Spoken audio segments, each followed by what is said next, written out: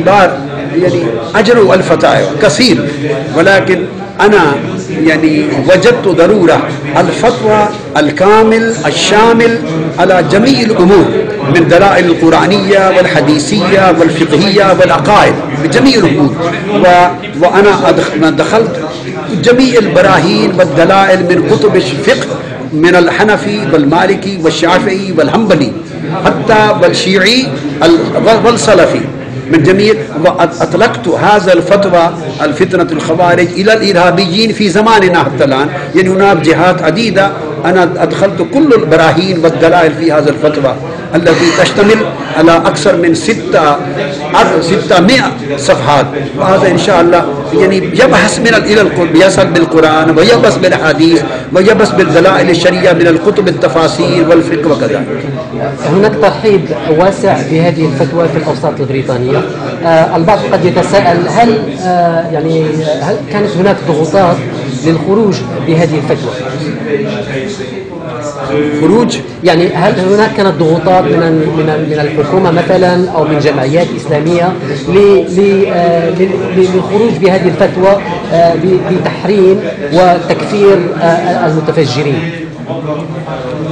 أنا أظن كلهم إن شاء الله. أنا أعطيت الدلائل من القرآن والحديث والأئمة المتفقين عليه. أنا لا أظن أيهم يخرج من العلماء أو من الأمراء يخرج خلاف هذه الفتوى، لأن في الإسلام ليس لها يعني المكان وليس لها وسعة في أي شكل أن يوافقوا بعمل الإرهاب والترهيب. في رأيكم ما موقف المتفجرين في فلسطين من هذه الفتوى؟ يعني كيف الإسلام أعطى دفاع لكل رجل مسلم وغير مسلم لدفاع أرضهم. الدفاع هذا جائز، الجهاد لدفاعهم، دفاع أنفسهم ودفاع أموالهم ودفاع بيوتهم وأموالهم، هذا جائز بل واجب. ولكن هناك الفرق الفاصل القطعي بين الجهاد الدفاعي وبين العمل الإرهابي. أنا يعني هذا العمل الدلالة هذا العمل الإرهابي وليس العمل الدفاعي. يعني هذه بداية الفتوى. الآن شو هي الخطوة المقبلة؟ إن شاء الله. شو هي الخطوة المقبلة يعني للترويج لهذه الفتوى؟ إن شاء الله بعد هذا الافتتاح وهذا الحفلة إن شاء الله ستكون هكذا الافتتاح في الباكستان، وإذا طبعت يعني الترجمة هذا بلغة إنجليزية ولغة عربية إن شاء الله سنرسل إلى جميع البلاد الإسلامية العربية، وإن شاء الله ستفتح هناك. شكرا وبالتوفيق إن شاء الله. بارك الله. شكرا. بارك. Dr. Qadri, can you just explain why you issued this fatwa? Bismillahirrahmanirrahim. The reason of issuance of this fatwa is very clear. That for the last 1 decade or 2 decades, whatever is happening all over the world, particularly the terroristic activities and militancy and violence in various countries, it has brought a very bad name to Islam, unfortunately. I understand that has been done wrongly, but the Western media and the whole world, when they get the image of Islam through terrorists and their militant and violent activities, so they bracket terrorism with Islam and they bracket terrorists with the Muslim Ummah. So I felt a very significant need to clarify the position of Islam. That Islam is just a religion of peace, a religion of tranquility, a religion of security, a religion of goodness, a religion of kindness, a religion of love, a religion of mercy and compassion. It has nothing to do with the act of terrorism. And so it was necessary to clear what terrorism is according to Quran and Sunnah. So I have explained, and it was need of the Muslim youth too, because they have been giving wrong and distorted vision of Islamic teachings about jihad, and they have been misguided by certain people or certain groups that whatever they are doing, the suicide bombings, the killing of people, the public massacre, and blowing them up the buildings and all these things, they think as if they were doing the acts of jihad. And this is the whole thing is martyrdom operation for them, and this act will lead them to Jannah. But there have been other fatwas, there have been other Islamic scholars who've come out with a similar message to yours. What makes yours so different? The difference is that most of the fatwa were verbal or consisting of few pages, definitely. But there was their need of a very comprehensive fatwa, which would provide hundreds of evidences from Quran on each and every major and minor aspect which is required to change their mind on every aspect. And particularly nobody has connected with evidences that this present terroristic movement or terrorism is a continuity of Kharijite movement. This was very important.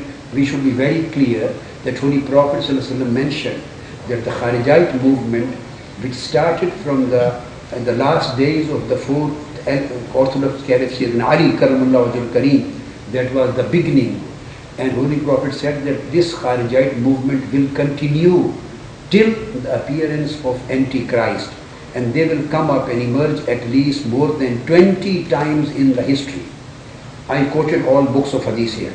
So this is, one should realize that this ideology, which is prompting them to become terrorists, this is an old ideology with new names, and this is Kharijite ideology, and they have emerged with new titles. So Holy Prophet said another new thing. He said, يَخْرُجُونَ فِي أُمَّتِ, and he didn't say min ummati. Abu Sa'id Khudri says that they will come out and they will arrive in my ummah, and Abu Sa'id Khudri says he didn't say from my ummah, differentiating between fi and min. Imam Asqalani and Qazi Ayaz and all Imam Aini and Imam Qastulani and all other scholars, they said it means that they won't belong to Holy Prophet's ummah. They will emerge in the ummah, but they will not be from ummah, and they will belong to the ummatul da'wah, and they won't belong to ummatul ijabah, the actual Muslims. So this was a need to be clarified, that what is the status of terrorists. The terrorists, their status, they are committing not only an act of haram, they are committing an act of kufr, because by killing mankind, this is an act of haram. But by considering the killing of human beings lawful, istihlal dima'ihim wa qatlihim, this makes them kufr. This is an act of kufr. So this thing was not included by the previous fatwas. So there were certain very important aspects which wanted to be more clear and crystal clear, which I have included with document, with evidences and with arguments of Quran, Sunnah and classical authorities. Well, you yourself come from Pakistan and from Lahore, which saw some recent violence last year. Who do you blame for this increase in violence in Pakistan, your homeland? I think if we go to the background, to the history, the reason is that the terrorists in fact are not the local products originally. They were imported and they were created in the days of war against Afghanistan, when there was Russian occupation. So various terrorist groups were shifted there. They were imported there, and they were trained, they were sponsored in order to fight against Russian occupation. They fought for 10, 12 years. So after the Russian occupation came to its end, then they were left. They knew nothing except fighting and terrorism, except taking up the arms. So when nobody took care of them after that, they were not put on the proper track, they were not made the parts of the main social esteem of the society, nobody bothered to make them a useful, peaceful citizens. So they stood there, they never went back. And then till today they became the terrorists. And when the second situation arose, the same people who were used against others, now they started fighting against them with the Pakistan and the Muslims. So they were in fact, not all of them are homegrown terrorists, they are imported terrorists from various parts of the world. And still that's why the Pakistan itself is a target. Pakistan is itself in a big crisis. So not only from Pakistan, they have come from various parts of the world in the name of jihad. So I wanted to clarify what the situation of jihad is. Not a single person or an organization or a group of individuals, they have no Islamic authority to declare jihad. They have no Islamic authority to take up the arms either against the Muslim governments or against other governments.